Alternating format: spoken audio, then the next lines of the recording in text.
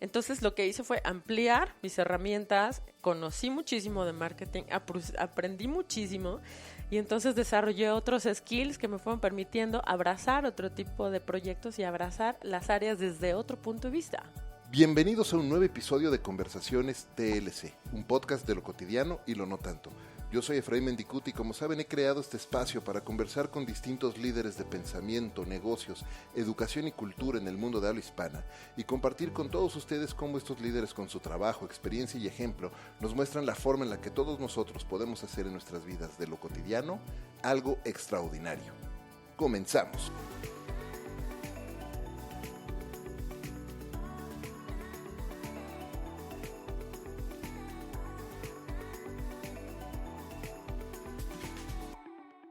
Algunos de ustedes cuando eran niños seguramente dijeron que cuando crecieran les gustaría trabajar en las películas de Disney.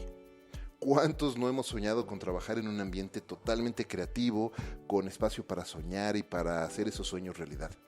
Pero hacer esos sueños realidad en realidad cuesta horas, días, meses y años de trabajo. Años de pasión por crear y hacer que las cosas sucedan. Años de disciplina y de dedicación, como lo puede atestiguar mi invitada el día de hoy, quien por los últimos 20 años ha dedicado su trabajo a la creación y producción de grandes proyectos. Desde ser parte del equipo de producción que lanzara Disney Channel en América Latina hace 19 años, a ser la responsable de marketing para Disney Home Entertainment en México, a ser hoy la responsable del equipo creativo y de producción de Disney Character Voices para América Latina. Además de ser actriz de doblaje y cantante de ópera. Berenice Esquivel, Bere, bienvenida a Conversaciones DLC, toma 2. Tómalo. Muchas gracias, querido amigo, por la invitación y no hay segundo malo, ¿eh?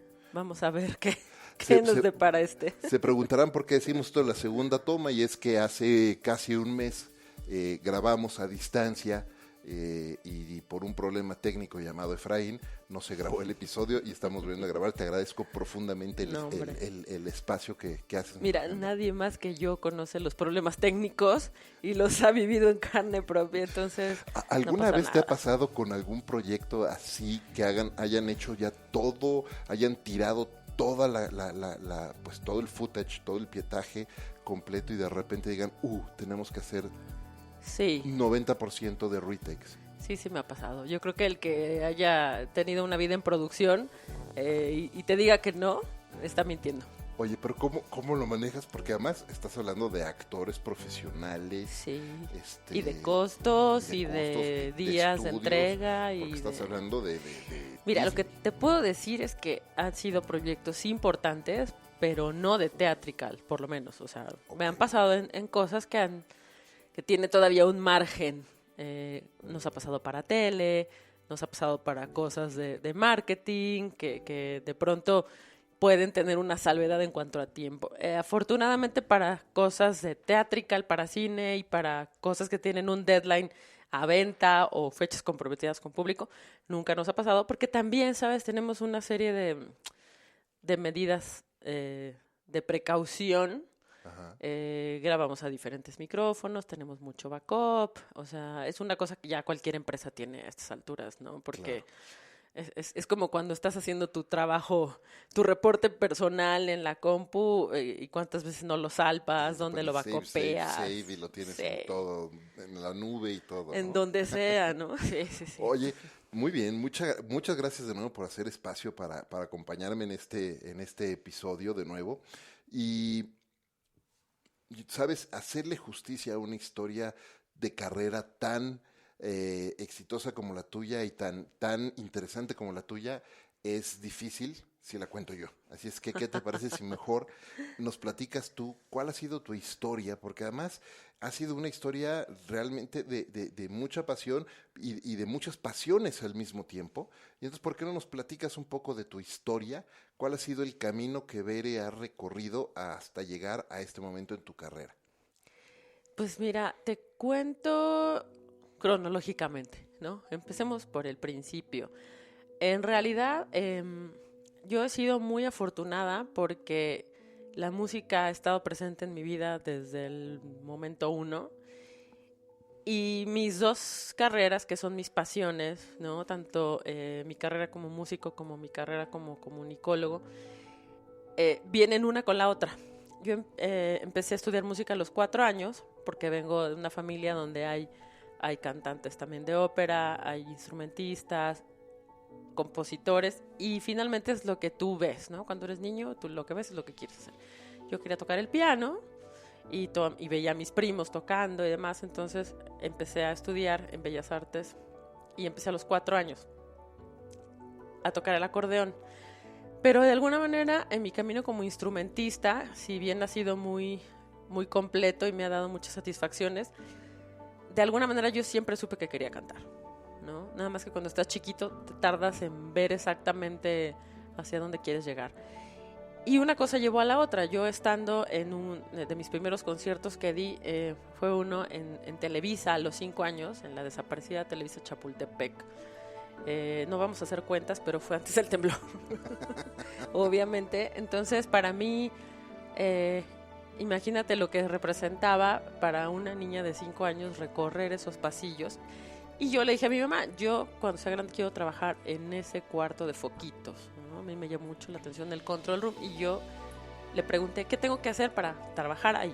Y ella me dijo, bueno, pues supongo que tendrás que estudiar comunicación. Y sí, fue lo que hice, ¿no?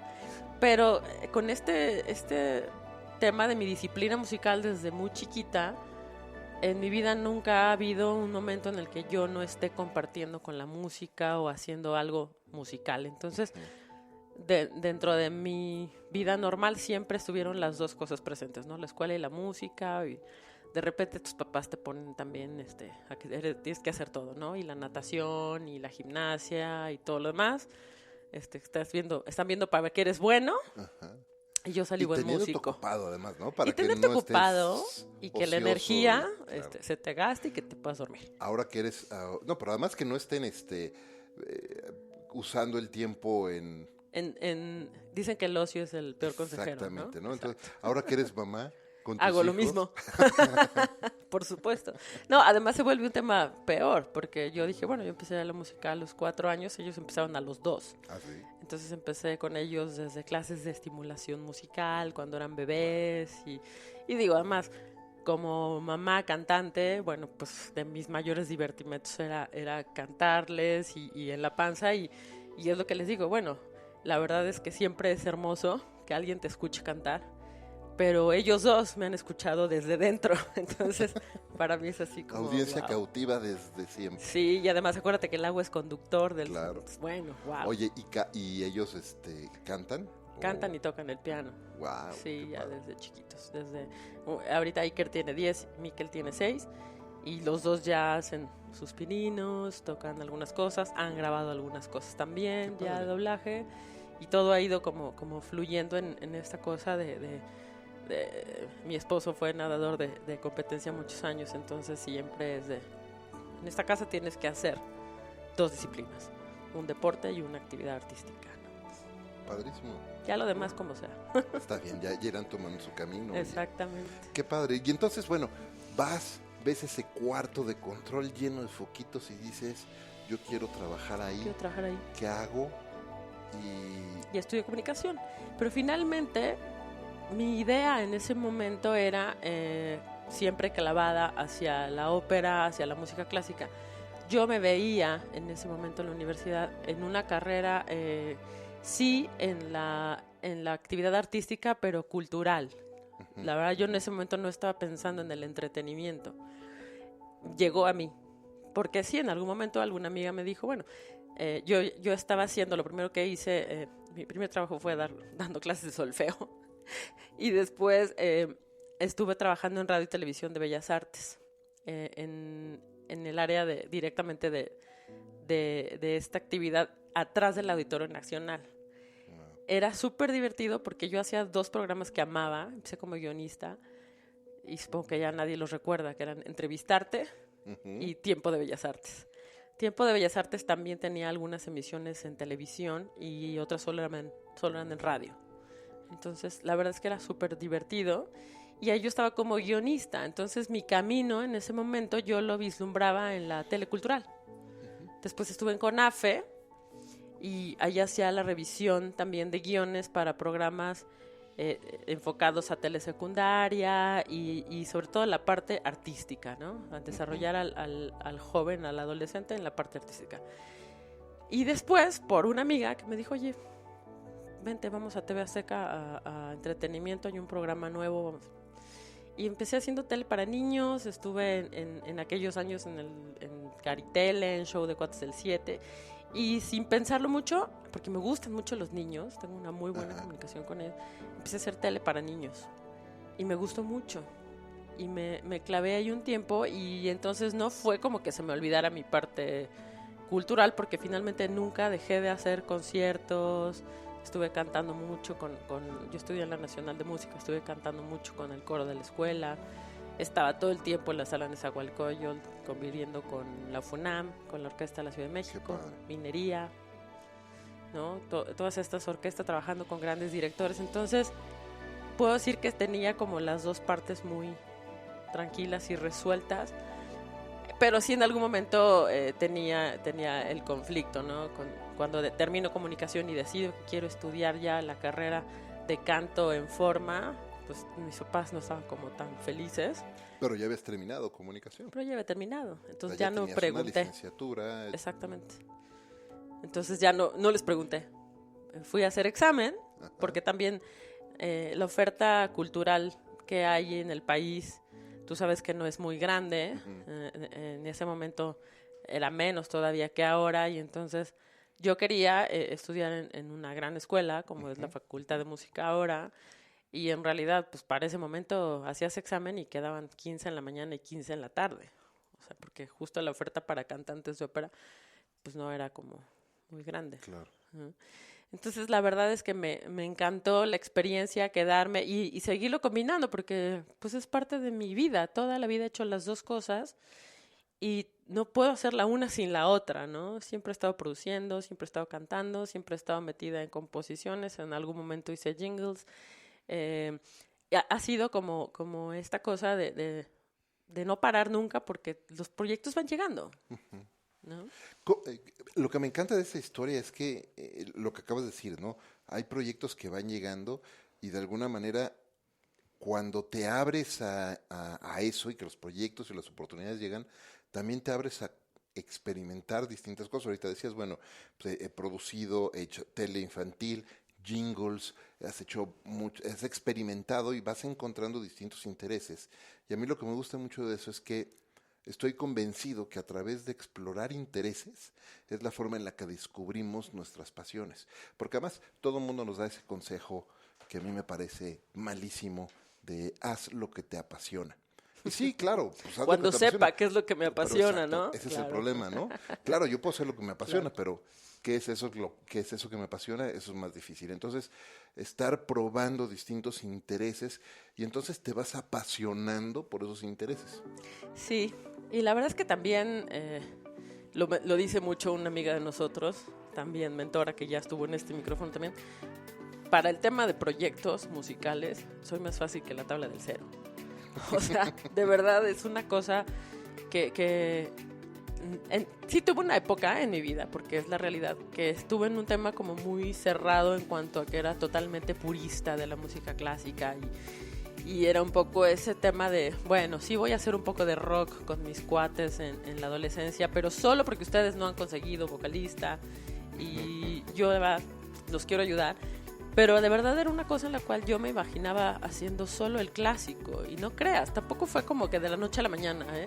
Sí tuve que pasar tal vez por un proceso de no sé si llamarle maduración, pero finalmente nunca me imaginé estar como vocalista de un proyecto de una banda de metal gótico hasta que me invitaron. ¿De metal gótico? Sí. Y en el momento en que me invitaron, la verdad es que yo me sentí un poco rara, ¿no? Pero era un amigo que conocí por otras amistades y escuchó mi demo, que la verdad es que yo venía cantando cosas mías, de algunos proyectos de ensamble que tuve en la facultad con otros amigos, en la facultad de música, y no eran para nada metal gótico. Y en el momento en que este cuate me escucha y me dice, oye, es que te quiero proponer un proyecto, es que escucha, es que Entonces esta cosa de, no, espérate, yo no quería ser como Evanescence, ni, ¿no? Y aparte con todo lo que te comparan es algo como que, no, yo no soy nada de eso, yo soy Berenice, es difícil. Pero no, en ese sentido siempre me concedo la oportunidad. Entonces fue algo como que dije, bueno, no es que esto defina mi vida, ni que en adelante vaya a ser solo eso, pero quise probar. La verdad es que fueron 3 años de una experiencia súper divertida, muy interesante y que me permitió también explorar cosas en mi voz que el bel canto pues no es que no te lo permita, sino que solamente no se necesita, ¿no? Claro. Oye, ¿cómo encuentras o cuál es tu fórmula o tu estrategia para justo lo que acabas de decir, darte la oportunidad? Porque de repente sucede, y en algún episodio ya del año pasado, platicaba con otro invitado, que de repente nos apropiamos erróneamente, o más bien permitimos que nuestra carrera se apropie erróneamente de nuestra identidad.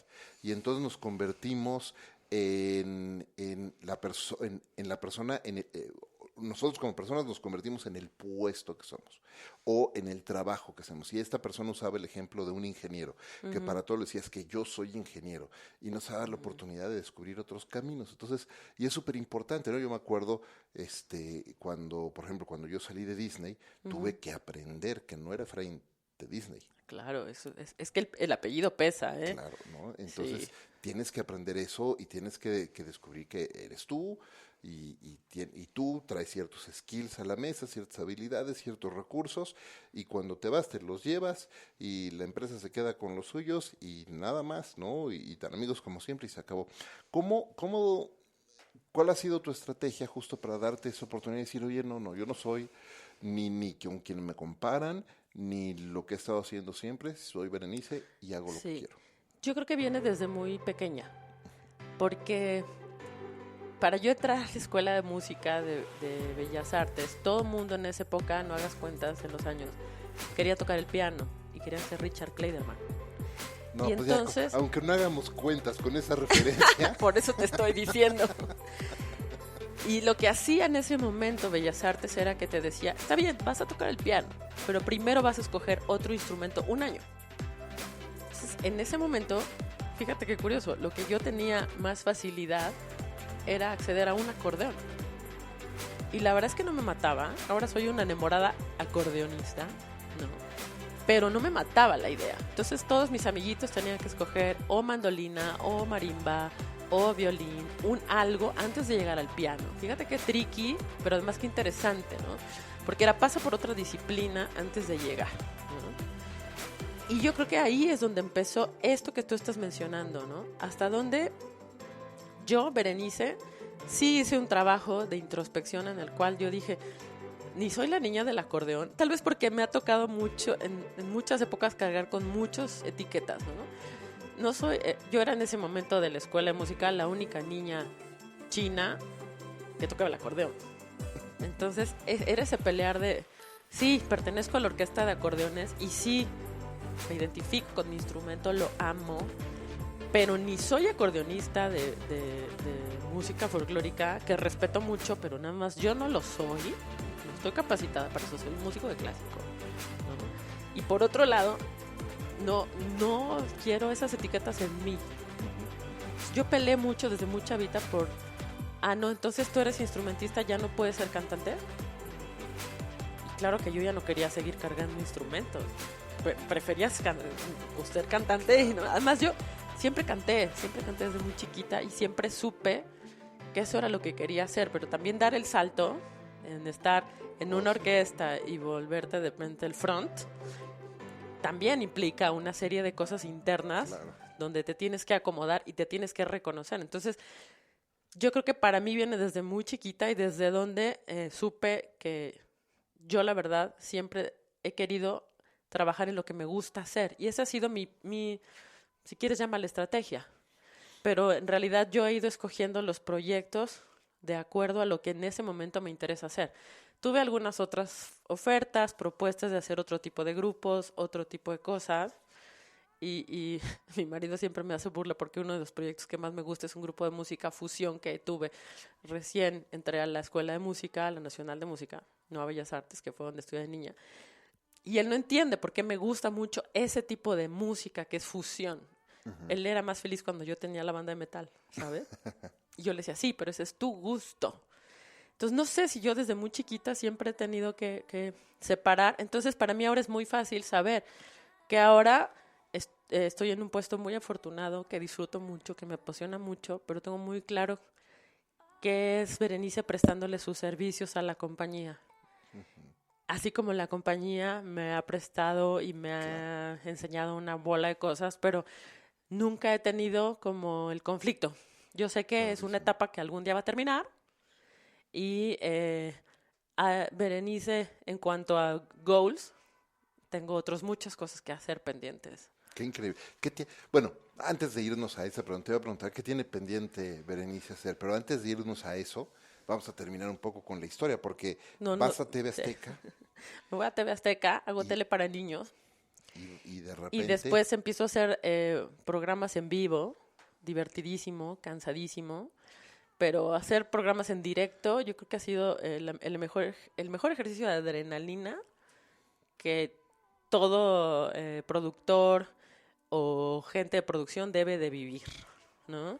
O sea, yo estaba en mis primeros 20 cuando de verdad, o sea, hacer un programa en directo es maratónico y a mitad del día ya estás destruido. Entonces, eso me ha ayudado mucho para saber lo que es la perspectiva y saber la realidad de las urgencias. Claro, ¿No? O sea, cuando tú tienes una urgencia en la cual si te vas a negros, el dinero que se pierde te obliga a no cometer errores innecesarios.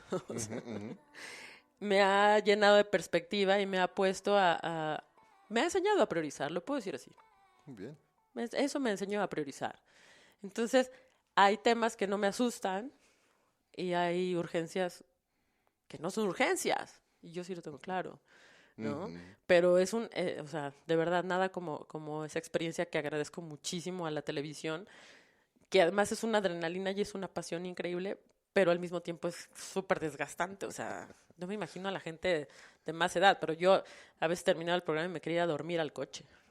¿No? Oye, y luego te vas y... Me salgo de Azteca y me voy a estudiar unos diplomados en IMCINE, de cine de terror, de western, de géneros periodísticos. Y cuando regreso a TV Azteca a seguir haciendo televisión, me llaman de Disney. Gracias a una amiga con la que trabajé algunos años en Azteca también, me invita a una terna para participar en este concurso por el puesto de Disney de producción en lanzamiento de Disney Channel, ¿no? Entonces me acuerdo que me llamó y me dijo, oye, ¿y te gustaría? Te estoy proponiendo, pero ¿a ti te gustaría que te entrevisten? Le dije, no, bueno, ¿a quién le vas a decir que si le interesa lanzar un canal? Claro. Te va a decir que no, claro, ponme. Participé en la terna, me entrevistaron desde Miami, hubiera sido bueno que me llevaran, pero no, solo fue por teléfono. Y me quedé con el puesto. Y de ahí empieza una aventura maravillosa que sigo viviendo, que es mi carrera en Disney y lanzando al Disney Channel, que yo considero el primero de mis hijos, porque así se vive el lanzamiento de un canal, ¿no? Y con ello un aprendizaje te hablo del año 2000, donde el streaming no nos lo imaginábamos para nada como se vive ahora. No, claro, claro. Pero donde pudimos lanzar de manera simultánea Argentina, México y Brasil, y con un proyecto hermoso y un programa divertidísimo que siempre estará en el corazón mío y de muchos, que es el Zapping Zone. Y bueno, todo un aprendizaje de crear la franquicia del Disney Channel en Latinoamérica, que bueno, ya era un viejo lobo de mar en Estados Unidos, ¿no? Pero el tenerlo aquí y verlo crecer, bueno, pues fue una maravilla. Y después lanzar, vino después la compra de Fox Kids, que convertimos en Jetix, y después es ahora Disney XD. Claro. Oye, ¿y qué hay de la creación de contenidos originales? Porque cuando lanzaron algunos contenidos, pues eran los que venían de Estados Unidos, pero después empezaron a producir mucho contenido original. Mucho contenido original. Y la verdad es que ahí también tuve la suerte de estar en ese equipo maravilloso con una de mis grandes mentoras, Ceci Mendonza, y ella la verdad es que creando con mucha gente más un equipo increíble de producción original que, bueno, ahora ya ha avanzado, ya ha evolucionado tanto que ha tenido grandes éxitos incluso en novelas, ¿no? Ya que ese equipo ha evolucionado en lanzamiento de muchos programas. Bueno, empezó con Zapping Zone, tuvimos en algún momento Disney a Go, hicimos programas hasta incursionamos un poco con Zapping Sports en cosas como de cápsulas para eventos muy puntuales deportivos y extreme. Y después fue evolucionando hasta llegar a las novelas, ¿no? Yo todavía me tocó un poco el principio de Violeta y siempre he estado como que acompañando de lado ya desde Character Voices. Soy Luna y ahora Vía, ¿no? Y en el camino pues Once y El Jardín de Clarilú, o sea, bueno, cualquier cantidad de proyectos. ¿Cuál es, esta pregunta como mamá, qué programas de los que producías o tenías alguna injerencia en la producción de ese programa estabas orgullosa que vieran tus hijos? Porque seguro vieron algo. Muchos, no, lo siguen viendo, porque ahora estoy desde el lado de doblaje y muchas cosas, canciones que apruebo yo, proyectos que superviso yo directamente por su importancia en el contenido preescolar y demás. Hay cosas que todavía reviso yo directamente. Yo te puedo decir que estoy orgullosísima de muchos proyectos. Me gustó mucho lo que pudimos hacer con el Jardín de Clarilú. Eso fue algo muy divertido. Era muy bonito. Y en el lado del doblaje, bueno, pues que te puedo decir de cualquiera. O sea, Vampirina, las canciones de los shows de Mickey. Creo que a mí me invitaron a esta área también para darle un impulso al área musical, que finalmente pues es mi background. Oye, ¿no? pero además hay que decirlo que por ahí en un proyecto muy reciente tuyo hiciste o supervisaste el doblaje, pero además eres actriz de doblaje y en esa película haces un papel bien importante. ¿Cuál es? Hice en Frozen 2 a Honey Maren. Qué padre. Y la verdad es que fue una experiencia padrísima. Digo, ya he hecho por ahí algunos personajes y algunos doblajes también. Cantando es lo que más he hecho, porque bueno, finalmente de ahí viene mi origen y mi llegada al área, viene mucho en esta búsqueda de mejora de la música y yo con mi background musical, bueno, se suma, ¿no? A toda mi experiencia en producción y demás. Y entonces, en este proyecto como tal, canté y lo que pasa es que sí has escuchado de esta parte, ¿no? Que nosotros buscamos tener al mismo actor haciendo doblaje y cantando. Antes se usaba mucho la diferencia de que quién era la voz cantada y quién era la voz doblada. Y ¿no? ahora es el mismo. Tratamos de hacerlo, no siempre se puede, pero tratamos de hacerlo en la mayoría de los casos, porque le da una mayor naturalidad. No, claro. Para los que somos piquis en ese sentido, porque hay mucha gente que no lo nota. ¿Y cómo diriges a un actor o actriz que no cantan? O sea, que son muy buenos actores, excepcionales artistas, pero que los pones a cantar y no canta nada. Pues no, pues se le busca un match de voz. Y ahí es donde entra la magia. Yeah. Le buscas un match de voz que sea lo más parecido al timbre, al color y que cante. Estuve en octubre, fui a tomar un seminario en San Diego de personas que se dedican igual a producir podcasts, a generar contenidos que sirven a audiencias afuera para promover cierto cambio y todo. Y hubo distintos invitados. Este es un seminario producido y hospedado por un cuate que se llama Brandon Bouchard, un coach, high performance coach, autor de varios libros, y tenía varios invitados. Estaba por ahí. De hecho, por eso fui, porque veía él, yo lo sigo mucho, pero además tenía una cantidad de invitados que también sigo mucho yo, como Tom Bilyeu, Rachel Hollis, Lewis Howes, etcétera. Y luego tuve invitados sorpresas, Dean Graziosi, etcétera. Y tuve invitados sorpresas. Y uno de esos invitados fue un coach de voz que se llama Roger Love, Sí, que probablemente lo has escuchado, que se dedica, que es el coach que educó la voz si estoy diciendo el término correcto, educó la voz de Bradley Cooper para cantar en esta película con Lady Gaga. Sí, así se llama. Sí, ¿no? Educa la voz, sí. Y entonces empezó a hacer ejercicios y se bajó con el público. ¡Qué ¿no? padre! Y empezó a hacer ejercicios y de repente dijo, a ver, ¿quién tiene aquí una voz que odie cómo se escucha su propia voz? Y la mitad de la gente levantó las manos. Bueno, ese es un tema normal. Por mucha gente no le gusta escucharse.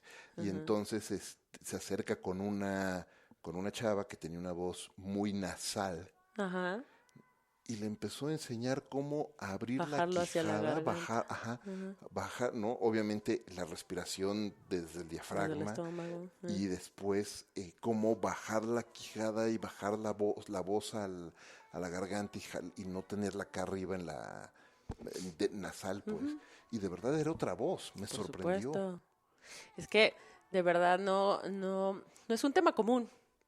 La verdad es que pero el tema de la voz es como cualquier tema cultural. Hay mucho desconocimiento muy profundo, sobre todo en muchos países de Latinoamérica, incluyendo México, porque no hay este fomento a la cultura y al conocimiento de muchas disciplinas culturales, ¿no? Porque finalmente la voz, como lo acabas de decir, es un mundo.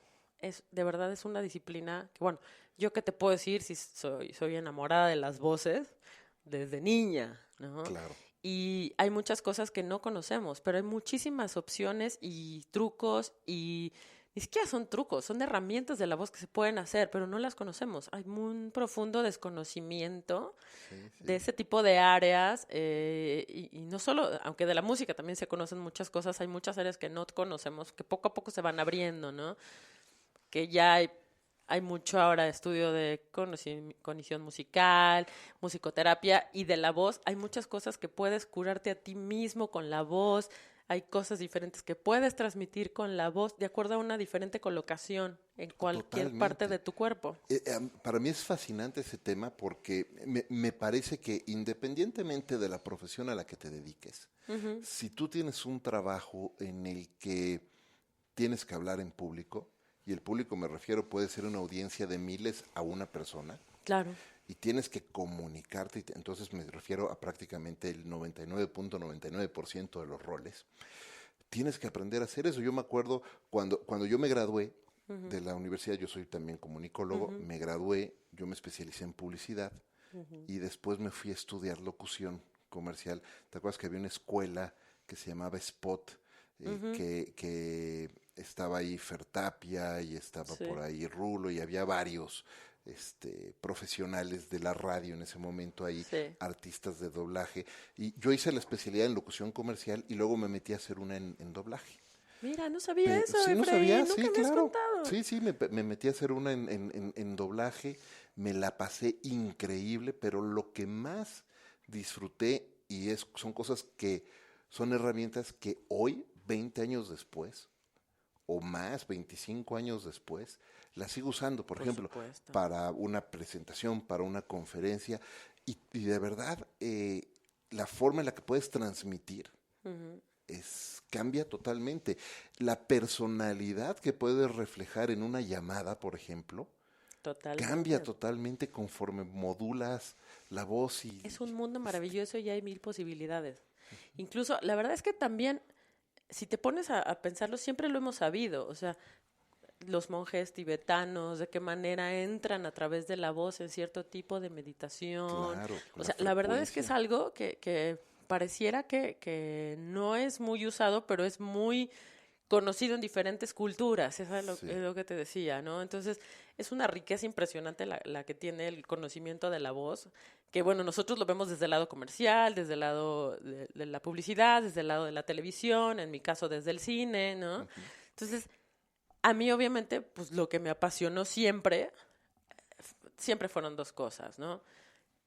El cine y la música.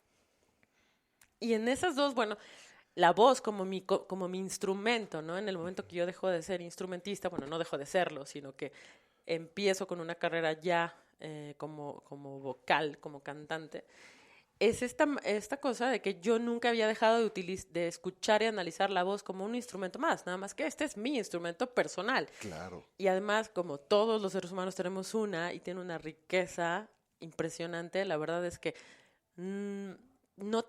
hay muchas cosas que no conocemos todavía y que se pueden explotar a través de la voz, ¿no? Totalmente. Y mencionabas por ahí también hace un momento, incluso temas de salud. Totalmente, sí. Oye, me encanta y nos podríamos seguir 2 Con el horas tema de la hablando voz de eternamente. este tema, pero quiero recordar, hubo una parte, hablábamos de que esta es nuestra toma 2, ¿no? Exacto. Y en la De la toma toma 1, uno, exacto, que cuando fue nos una juntamos entrevista también muy rica. fue una plática súper rica y un tema que me gustó mucho que tocamos en ese momento y creo que no podemos dejar de tocar aquí. Es justo el tema de cómo has construido una carrera de años haciendo lo que te gusta.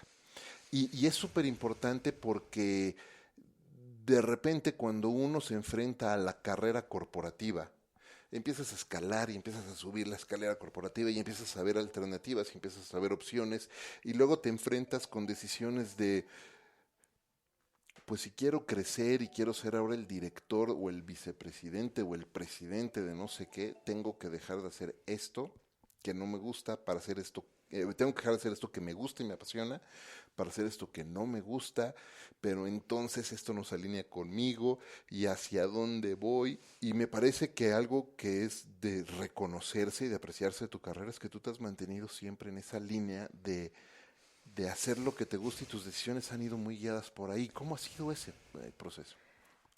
Hablábamos, me acuerdo ese día, de que hay quien lo ve como precios que hay que pagar.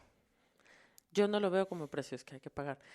Yo veo como oportunidades que decides tomar o no, ¿no? Entonces, en mi caso, yo siempre que he tenido una oportunidad de moverme hacia algún área nueva, en mi caso, ¿no? En el momento en que en el 2005 yo tuve la invitación por parte de la compañía de irme a vivir a Argentina para continuar con el tema de producción porque ciertas cosas se estaban moviendo para allá. Y yo en ese momento decido quedarme en México, no tomar la oportunidad por un tema familiar. Y en ese momento me ofrecen un puesto en marketing. Y en ese momento es cuando yo les dije, híjole, muchas gracias, les agradezco mucho. Una persona que fue un gran mentor para mí, que quiero mucho y lo aprecio mucho, me dijo, eres muy buena en lo que haces. Y no te cierres, porque yo le dije, ¿sabes qué? Yo, mi carrera es en cine, mi carrera es en tele, no me veo en marketing. Y me dijo, a ver, no, yo veo que tú eres muy buena en lo que haces y creo que te podrías expandir hacia otros lugares, te veo manejando otras cosas, te veo dirigiendo otras cosas. Y en ese momento, para mí fue digamos, un parteaguas en mi carrera, porque yo estaba en este tema purista que te comentaba, ¿no? Ajá. Que a mí me daba de no, yo nada más el clásico, no, yo nada más la tele, porque esto es lo que yo quiero hacer y yo tengo muy claro que soy muy fiel conmigo misma y hacia lo que a mí me apasiona. Y todo. Y en ese momento, por primera vez en el tema corporativo, me abrí a tener otra posición que más me tardé en tomarla, que al poco tiempo estaba, sí haciendo esa, pero regresando de alguna manera a televisión, haciendo un reality y demás, ¿no? Entonces, era una cosa que yo también me he puesto en un punto en el que digo, ok, voy a fluir con esta decisión, que en este momento se me antoja tomarla. La verdad es que yo creo que en ese momento lo que más me movió a tomar esa opción fue este speech que me dijo este mentor, ¿no? Y que yo también dije, bueno, no, o sea, soy muy joven, puedo tomar esta oportunidad que me están ofreciendo y voy a ver, ¿no? No me voy a cerrar yo solita. Claro. Lo que él me hizo sentir es que me estaba yo cerrando sola a una posibilidad sin ni siquiera explorarla. Y creo que de ahí aprendí mucho y desde entonces me concedo siempre la oportunidad de hacer las cosas, que es algo que me preguntabas hace rato. ¿Cómo lo hago? Me concedo las oportunidades. Siempre y cuando vea yo hacia un claro de luz donde yo vea que llego a un lugar que a mí me gusta, que finalmente nunca puedes saber, ¿no? Lo que decíamos aquella vez. Tomas una decisión ejecutiva, corporativa, y no sabes a veces hacia dónde va a ir. Uh-huh. Pero en ese momento yo la tomé y al principio fue difícil, pero de pronto fue como muy claro cómo mi verdadero pasión me llamaba de regreso. Entonces lo que hice fue ampliar mis herramientas, conocí muchísimo de marketing, aprendí muchísimo y entonces desarrollé otros skills que me fueron permitiendo abrazar otro tipo de proyectos y abrazar las áreas desde otro punto de vista. Que hoy te son muy útiles. Por supuesto. Eso me encanta y justo platicaba con Gaby en el episodio pasado de mi teoría del baticinturón. La teoría del baticinturón, que vamos así todos tenemos un baticinturón imaginario. Totalmente. ¿No? Y lo vamos armando de acuerdo a las habilidades y competencias que vamos adquiriendo. Y creo que en las cosas que son importantísimas como persona, no como profesional nada más, sino como persona, es realmente identificar competencias que te hacen falta o que quieres desarrollar y dominarlas. Y después usarlas, porque no es suficiente con, bueno, nada más, ya las aprendí, ya me las guardé. No, hay que ponerlas en práctica y ponerlas además en práctica en servicio de algún proyecto o en servicio de algo más, ¿no? Y eso es súper enriquecedor. Y eso que estás diciendo es súper bonito, porque la realidad es que cuando tú tienes una pasión por lo que haces, es muy fácil que alguien más vea en ti desde lejos esa pasión y venga y te diga, oye, estamos pensando en un proyecto de esto y el otro, y entonces saben que es tu background y los puedes ir encaminando, acompañando, y eso es lo que a mí me ha pasado. En realidad, de todas las áreas que he podido trabajar en la compañía, pues se han ido sumando una tras otra, entonces de pronto tuve la oportunidad de ir a Argentina, que me entrenaran de compliance, y entonces eso se sumó como otro skill, y por otro lado ya tenía manejo de talento, se vino aquella era en la que teníamos a los Jonas Brothers todo el tiempo en México y había que hacer con ellos la gira y con Vanessa Hudgens, y entonces finalmente por mi perfil creativo y como músico y como productora, pues ¿quién venía a cuento para todo ese tema? Pues yo, ¿no? Entonces, y te digo algo, esa cosa que nunca me cerré. Sí hubo momentos en lo que comentas, que dices, bueno, tal vez mi camino, si yo hubiera seguido por marketing, hubiera ascendido a cualquier otro punto de posiciones en las cuales sí tendría otro tipo de seniority y estaría a lo mejor en otro lugar, pero la realidad es que, como tú lo dijiste, no sería feliz. Claro, es que eso es y lo tienes que tener claro tú, ¿no? Saber que hay gente que construye sus carreras de maneras muy misteriosas. Yo la construyo en base a lo que a mí me apasiona hacer, en base a lo que yo sí quiero hacer y que me apasiona día, porque, no sé, creo que soy demasiado transparente en ese sentido. Tú puedes ver cuando algo me apasiona y también puedes ver cuando algo no me apasiona, ¿no? Entonces, claro. Qué importante aprender esa diferencia y además entender que a lo mejor tus decisiones te van a llevar por otro camino que no necesariamente va a ser el camino de ser el mega presidente, ¿no? Pero eso no es lo que te va a hacer feliz. Y vas a estar por otro lado haciendo lo que te hace feliz y además sí vas a estar muy bien con tu trabajo, sí te va a ir muy bien, sí vas a estar teniendo los distintos logros y accolades profesionales que todos queremos, pero claro, además haciendo lo que te gusta. Sí, y necesariamente va a ser mejor. Sí. Porque eres mejor en lo que te apasiona. Totalmente. Que en lo que no disfrutas, porque esa es una cosa de cuánta. Yo sí conozco gente que tienen superposiciones y que son súper infelices en lo que están haciendo. Totalmente. Pero es una cosa que también, digo, no hay que respetarlo. Hay momentos en que hay necesidades que los llevan hacia esos lugares, ¿no? Yo he tenido la fortuna de nunca tuve la necesidad de tener que someter mis pasiones. Claro. Y aparte soy muy necia, Efraín. La realidad es que a veces mis amigos me decían, no, mira, está clarísimo, el sol se ve para allá. Pero esta cosa en la cual yo sí me freno y sí me siento con mi niña y le digo, ¿y queremos eso?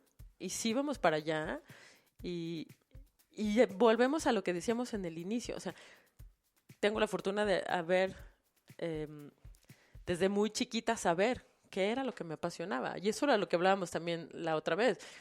No siempre lo sabes y no siempre es a una edad temprana. Entonces yo creo que eso es lo primero que hay que descubrir. Di una conferencia a unos estudiantes en el TEC de Monterrey en octubre. Y me gustó por eso, ¿no? Porque yo me acuerdo de mí en esa etapa de la universidad donde vives en la incertidumbre, donde no tienes idea de para dónde va a ir tu carrera. Y me gustaba que fueran especialistas como lo fueron en ese momento y a los que yo escuché. Y entonces mi compromiso ahora es con esa gente a decirles, bueno, si yo tengo una palabra, un consejo que te pueda ayudar, estoy aquí feliz de podértelo compartir. Y yo les decía eso. A mí muchas veces me pusieron a escoger entre mis dos carreras y yo siempre dije no. ¿Y cómo llegué hasta un punto en el cual mis dos carreras combinan perfectamente en una posición que además es una posición divertidísima? Y si tú me dices qué objetivo tenía, qué estrategia que tenía, yo en la universidad solamente pensaba en una cosa y era, yo quiero tocar el contenido. Y es afortunadamente lo que he venido haciendo. Qué increíble, qué rico, ¿No? qué padre. Qué...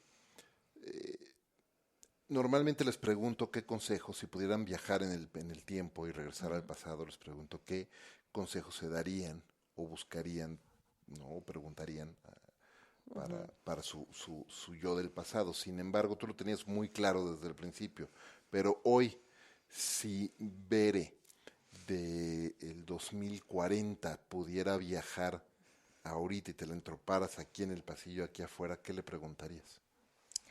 Me estás haciendo la pregunta al revés. Ajá. La verdad, no lo sé, porque tengo una cosa, tengo una filosofía de vida de construir día a día, ¿no? Me concedo mucho, creo que es un tema de respeto conmigo misma, de día a día poder decidir hacia dónde va a ser, ¿no? Eso me permitió salir del purismo, pasar. Todavía tengo amigos que me culpan de purista en cosas que opino, en cosas que hago, ¿no? Y eso que me he mezclado en muchísimas cosas y es una cosa interesante. Yo componía mucho de muy chavita. Y llegó un momento en el cual, desde mi interior, como artista, me di cuenta que no me estaba haciendo tan feliz porque en mi caso, en mi muy particular estilo de composición, yo utilizaba mucho las experiencias tristes y las experiencias, yo componía desde la tristeza. Entonces esto era un estarme dando en la llaga yo sola, que yo un día decidí que ya no era, que no era para mí. No estoy diciendo es bueno o es malo, para mí esas cosas no existen. Claro. Pero decidí que no era para mí porque leí el poema de Los Amorosos, que seguramente tú lo has leído por ahí. Es una joya. Y habla de cómo los amorosos siempre van a estar sufriendo ese tipo de amor porque nunca van a llegar, porque nunca va a ser perfecto. Entonces hice una analogía conmigo misma y dije, bueno, es que entonces yo soy una amorosa de mi arte. Entonces estoy componiendo desde el dolor, desde la tristeza. Entonces, ¿qué? Dejé de componer, Efraín. Wow. Tengo muchas cosas en el cajón que compuse en aquella época que en algún momento saldrán. Y a últimos años no has compuesto nada. Sí, jingles. Okay. O cosas, pero más por encargo. Tengo ahí, hice el opening del programa, de un programa de una amiga que tiene un programa de consejos de spa por internet. Yeah. O sea, he estado haciendo muchas cosas, jingles para muchos amigos, ¿no? Como esta cosa de no paro, ¿no? Siempre estoy Oye, creando, pero decidí ya no hacerlo así. Y tengo un libro de poemas que no estoy preparada aún para pasarlo a corrección y tal vez algún día lo saque. qué increíble. Oye, una pregunta que te quería hacer, pero antes de irnos a las últimas dos preguntas, porque ya el tiempo se nos está acabando, vuela, ¿Cómo? sobre todo con una plática tan rica, pero ¿dónde las personas que nos están escuchando pueden conectar contigo? En Instagram, yo creo que ahora es lo más fácil, es la red de moda, por lo pronto la más divertida. Allí me pueden encontrar en berenice.esquivelnava. Perfecto, muy bien, buenísimo. Sostengo la premisa, y lo platicábamos la otra vez, que para que alguien sea tan productivo y prolífico como eres tú y ahorita mencionado, ¿no? Estás estás dirigiendo, liderando Disney Character Voices, cosa que no es una labor Bueno, fácil. Están haciendo, no recuerdo, de verdad no recuerdo un año en los últimos 10, 15, 20 tal vez, o más, en los que Disney no haya sacado algo. O sea, y no me refiero a un solo título, decenas de títulos, algunos súper exitosos, otros no tanto, pero todo el tiempo están sacando contenidos, están afuera y están haciendo cosas todo el tiempo. Entonces estás liderando esa parte, ¿no? Para América Latina. Eres mamá, eh, cantas, compones, estás haciendo estos jingles. Cuando una persona es tan productiva, necesariamente necesitamos hacernos de ciertos hábitos y ciertas rutinas que nos ayudan y a veces no nos damos cuenta. De claro. hecho, me ha tocado ver, y si yo te hiciera un playback de esta pregunta en los últimos 50 episodios, Ujú. podrías ver que la vasta mayoría no se dan cuenta de los hábitos que tienen. Y ya los tienen. Pues yo te iba a decir eso. ¿Qué hábitos has desarrollado? ¿Qué rutinas tienes? ¿O qué crees que ha sido tú una práctica común en tu día a día que te permite ser tan productiva? Cuido mucho a mi gente.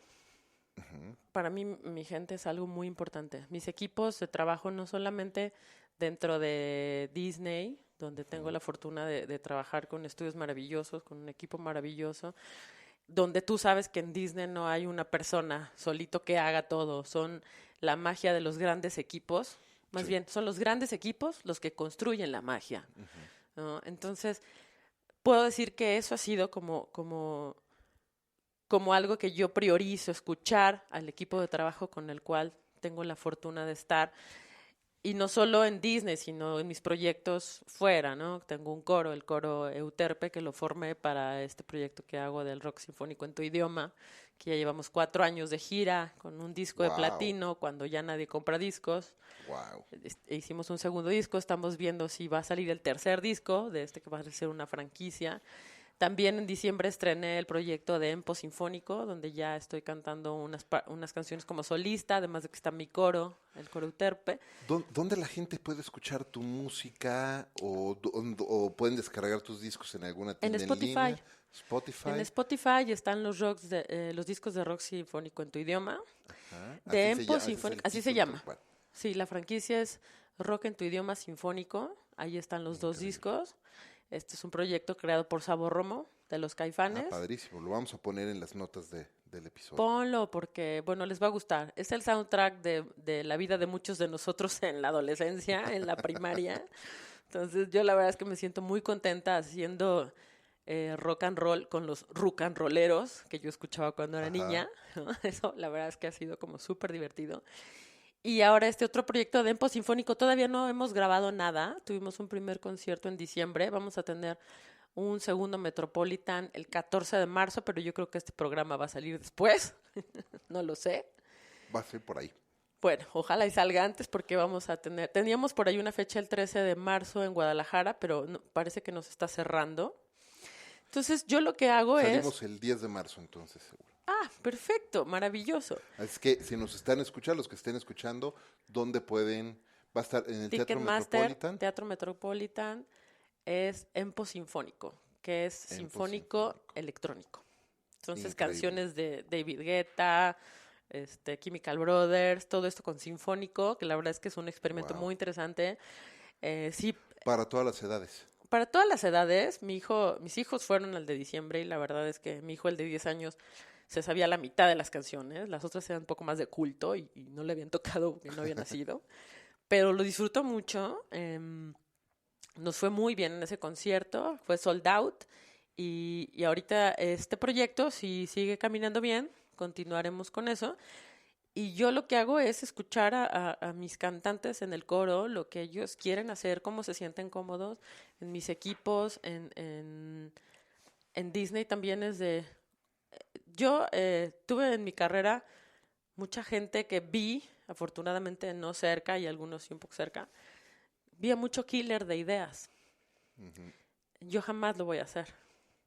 Entonces, al contrario, A mí me gusta abrir los espacios, que haya una comunicación, digo, soy comunicóloga, me siento a escuchar a la gente, busco el feedback, que de verdad lleguemos a una comunicación y que de verdad lleguemos a un entendimiento, porque estoy convencida que eso ha hecho que los proyectos mejoren.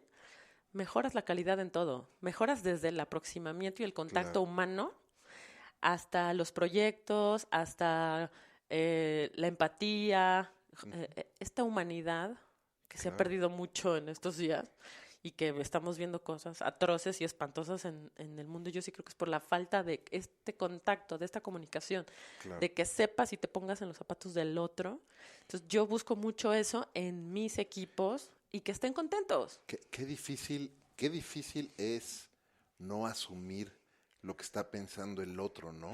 Porque muchas veces cuando se interrumpe un proceso de comunicación así no es porque la otra persona no esté diciéndonos lo que quiere o lo que piensa, sino porque nosotros estamos asumiendo que esa persona está pensando, queriendo, buscando o haciendo otra cosa que a lo mejor nada tiene que ver, y en lugar de preguntar. Fíjate, lo que estás diciendo es importantísimo. Porque, bueno, eso aparte tú y yo lo tenemos muy claro como comunicólogos, porque nos sentamos en una universidad muchos años para entender este tema en el cual, de verdad, comunicarnos con el otro. Y tú sabes que la comunicación efectiva muy pocas veces se da. Casi nunca. Entonces, ese yo creo que es el principal de los problemas. Te digo que siempre regreso a lo purista, ¿viste? Siempre regreso a ese punto. Por ejemplo, en tu vida corporativa, nos vamos a extender un poquito, pero creo que es un punto súper importante antes de irnos a la pregunta final.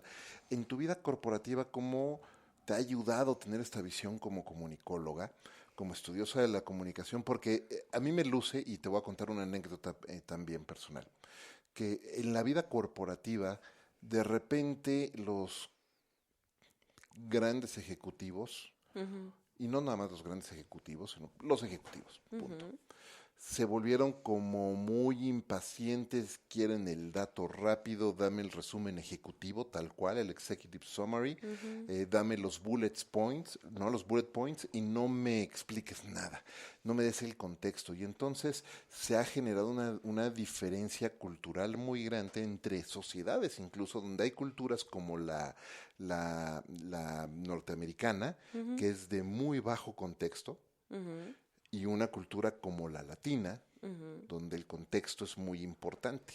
Claro. Y entonces yo me acuerdo te decía que te iba a contar una anécdota, me acuerdo de alguna situación en la que una persona encargado de el desarrollo o el análisis de datos y de estrategia financiera, digamos, para ventas, para el soporte al equipo de ventas, me decía en alguna ocasión: Efraín, es que hablas mucho en las reuniones. ¿En serio? Hablas mucho, necesitas ir más al punto, porque necesitamos que nos digas esos bullet points en 1, 2, 3 y 4, porque es lo que le interesa al ejecutivo papas fritas de donde sea, es lo que quiere ver.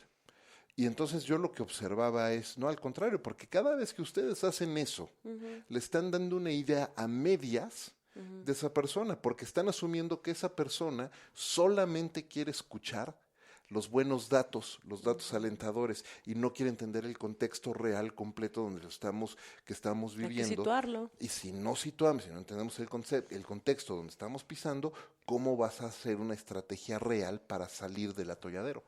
Claro. ¿No? Y eso es muy frecuente en la vida corporativa hoy día. Sí, pero también yo lo extendería no solo a la vida corporativa, a la vida normal, porque lo dijiste hace rato, la gente quiere escuchar algo dirigido, no quiere oír. Sí, claro. Entonces, digo, me pasa mucho en lo corporativo, en la vida en realidad. Entonces, yo soy mucho en esos momentos, siempre me regreso a las premisas básicas de la comunicación, y es, bueno, ¿qué queremos hacer? O sea, si el punto es ir y engañar a una persona con un número financiero, entonces este no es el discurso que estamos buscando. Además, siempre hay que tener en cuenta los canales de comunicación. También muchas veces no se da la comunicación porque simple y sencillamente estamos en otra frecuencia. Por supuesto. Entonces, tú vas a estar ahí y qué triste que te pasó eso con esa persona porque estuviste hablándole a alguien que estaba en otra frecuencia. Entonces nunca llegaron Sí, no, claro. a establecer el canal de comunicación. Entonces, yo, en ese sentido, yo creo que eso me hace una persona muy pragmática, porque yo detecto de inmediato cuando no estamos entrando en una comunicación. Y lo que hago es busco, entonces, me voy a la frecuencia a donde tengo que... Para conectar. Para conectar.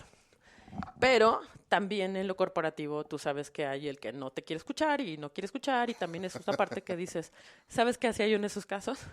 Les mando un mail. Pues sí. Porque pruebo otros canales. O sea, finalmente es lo que te decía, ¿no? Esta necedad mía de buscar establecer el contacto, establecer la comunicación. Entonces, la verdad es que no soy de las que se rinden. Busco otro canal. Claro. Para poder llegar a esa comunicación. Pero también me parece que intensa esa persona, ¿no? Si fue en Disney, ya creo que sé ya quién fue. No bueno. fue en Disney, no. No diremos dónde para no herir susceptibilidades. Y soy una eterna positiva, ¿viste qué mal? O sea, no, la verdad es que está bien. No. Siempre busco otro. Sí estoy convencida de que hay 1000 maneras de hacer lo mismo de manera diferente. De acuerdo contigo. No es la persona que estabas pensando. Por cierto, hablé con esa persona esta semana. No me digas. Sí. Ahorita me cuentas todo. Ahorita fuera de micrófonos. Oye, muchísimas gracias por tu tiempo. Se nos ha acabado el tiempo. No, hombre, Antes de irnos, la premisa principal de este programa es platicar y aprender de líderes como tú. Cómo hacen de lo cotidiano algo extraordinario. Es que te pregunto, ¿qué es para ti y cómo haces de lo cotidiano algo extraordinario? Viviendo con pasión cada segundo, cada momento. O sea, si en ese momento hay que establecer una comunicación efectiva, darte al 100%. Si en ese momento es crear algo desde cero y buscarle una visión diferente, dar el 100%. Porque si tú haces el 100% diario, no hay cotidianidad. La extraordinariedad es diaria. Me encanta. Así lo veo yo. Me encanta hacerlo entregándote al 100%, y con pasión. No, a mí no me salen esas cosas como de los dobles discursos, de a medias. No sé, en algún momento también he recibido también críticas no muy halagadoras de, es que te apasionas demasiado. Ah, caray, yo pensé que eso era una virtud, pero gracias por tu feedback, tal vez no siempre. A veces, a ver, por ahí, y también se ha mitificado un poco el tema en el mundo corporativo de el feedback is a present, ¿no? Feedback es un regalo. Y sí es un regalo cuando ese feedback, esa retroalimentación es una crítica constructiva orientada a ayudar a crecer a la persona. Pero cuando es orientado a manipular la conversación o a imponer un punto de vista sobre el otro, no es un regalo y no debemos aceptarlo. Pero ¿sabes qué?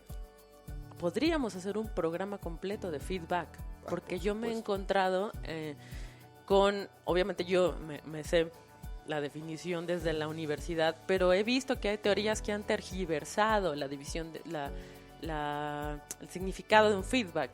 Y alguna vez llegué a escuchar cosas como, por ejemplo, que el feedback no se contesta. ¿No? Y entonces, ¿dónde está la comunicación? Exactamente. Entonces, creo que ese es un gran tema, que tú que eres el erudito de estos temas de análisis en lo cuanto a la comunicación y demás, te lo pongo como un goal, porque de verdad es muy interesante como yo he visto que ya la palabra feedback ya se ha desvirtuado en muchísimos... Totalmente. O sea, ya la gente entiende lo que sea por feedback. Tuve la fortuna de tomar un entrenamiento de feedback. Mira qué lindo. ¿No? Padrísimo para aprender justo ciertas técnicas para proveer, para recibir feedback y ampliar la comunicación. Luego podemos ampliar muchísimo. Cuéntame de eso, sí, eso ya también. Sabes que a mí también me apasionan esos temas. Pero bueno, en tanto hacemos ese otro programa y invitamos a Gaby y hacemos una mesa redonda y platicamos, estaría padrísimo. Yo te quiero dar las gracias de verdad por acompañarme en esta segunda toma. Muchas gracias por tu paciencia, por tu Hablamos espacio. Poco de cine, pero tal vez después hablemos más de cine. Hablemos mucho más de eso. Te agradezco muchísimo. Antes de despedirnos quiero hacerte un breve pero importante reconocimiento por esa pasión que muestras en todo lo que haces y esa entrega al 100% en todo lo que haces. De verdad, se nota en tu carrera, cada vez que platicamos se nota, y qué rico. Felicidades por eso. Muchas gracias a ti, Efraín, de verdad un honor que me hayas invitado a tu programa. Muchas Aprecio gracias. mucho y bueno, que vengan más. Muchísimas gracias y muchísimas gracias a todos ustedes por acompañarnos en este episodio de Conversaciones DLC. Gracias como todas las semanas al mejor café de México, Ricolto Café, por acompañarme en esta aventura de vida todos los días. Recuerden, este es un programa semanal, así es que si no lo han hecho ya, suscríbanse y además compartan este y todos los episodios de Conversaciones DLC, porque estoy seguro de que entre sus amigos y sus familiares hay personas que se pueden beneficiar muchísimo de las grandes lecciones que estos grandes líderes nos están compartiendo en estos programas. Yo soy Efraín Mendicuti, esto es Conversaciones DLC y los espero en el siguiente episodio. Hasta la próxima.